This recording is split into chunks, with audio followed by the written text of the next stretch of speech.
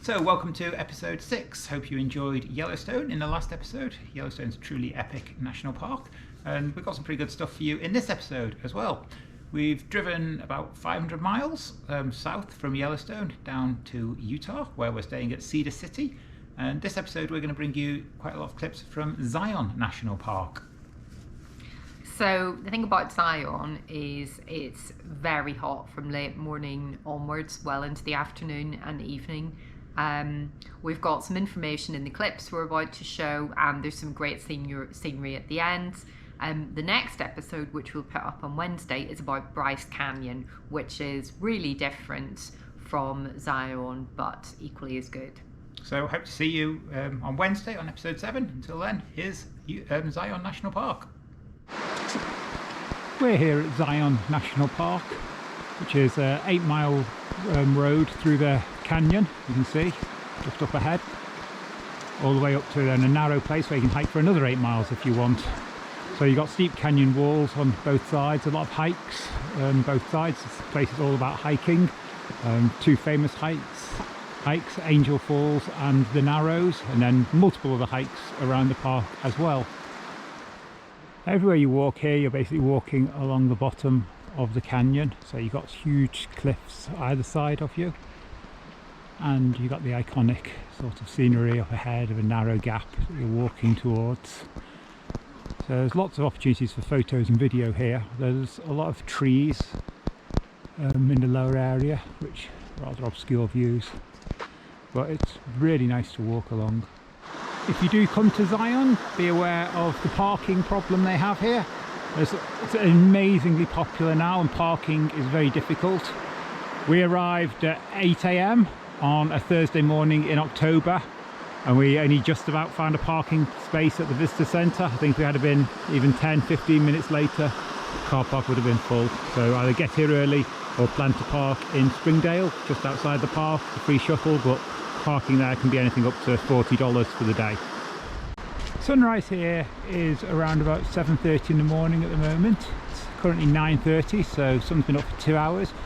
As you can see, because we're in a canyon, it takes a long time for sunlight to penetrate down to the lower levels. You can see the sun line there, still very much at the top of the canyon there, even though we're now two hours after sunrise. Long way down to the river here. It's now about 2.5 hours after sunrise, and you can see up ahead that the sun's now starting to get quite low down the cliff, so probably another half hour we bask in sunlight here, maybe more. But still, it's nearly 10 o'clock in the morning now, and as you can see, we've been walking in shadow. It's just reached 10 o'clock here, and now we're in direct sunlight, peeking in over the canyon. The temperature changes really noticeably. It's quite cold in the morning. I was just wearing a light top and a sweater, and that was actually quite chilly. But now that's more than enough. Probably just move to light top very soon. So you probably do want to bring some layers with you if you are planning to get here early in the morning. The rock right in front of us is called the Organ. The white one is called the Great White Throne. And up there is the summit of one of the iconic walks in Zion National Park, Angel's Landing.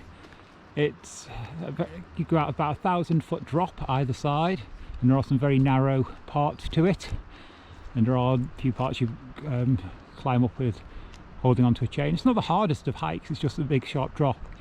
And at least 13 people have been killed in the last 20 years, so if you're thinking about doing Angel's Landing, it's definitely worthwhile doing some research before setting out on it. Here now at one of the famous walks of Zion National Park, the Narrows. To get here, you take the shuttle bus to the end of the 8-mile road, then you hike about a mile along a very flat, very easy paved trail to get to this point. And from here you can carry on potentially another 8 miles, or you can just turn around at any point and following the river down. As you can see, you will get your feet wet. How wet you get depends on recent rainfall. You can sometimes get up to about waist high, and there are flash floods and things here. But this is one of the common walks people come to Zion to do here. There's stunning scenery all throughout Zion National Park, as well as not just the 2 main walks, Angel's Landing and the Narrows. but just in general, we're just doing a very simple walk, just down the canyon, and you get views like this, which is really great. If you are thinking about doing Angel's Landing, you do need to apply for a permit in advance, and there's no guarantees, so you do need to research coming here beforehand. If you just want to do simple walks like this, they're really well marked. You don't need to do any preparation in advance for those. We're following what's called the Kayenta Trail, and it turns into other trails as well as we go further down. As you can see, well, you might not be able to see, the road's just down there, so you're largely hiking just up along the cliffs alongside the road, so you really can't get lost in this park, and all around there's great scenery. Good thing about following the road is the hikes can be as long as you like. You can do just a mile or so if you want and get the bus, or you can do, as we're doing, probably about 7 or 8 miles. We've just reached the end of the Upper Emerald Pools Trail. It's quite hot now, it's about 11:30 in the morning, the sun's on your back, it's really quite hot. Trekking, you really want to be in shorts and t-shirt at this point. Of course, earlier in the day that wasn't the case, but this is a really nice place. It's all shady, Upper Emerald Pools, and it's a very nice place to maybe to have lunch or something like that. You see the towering rock all overhead.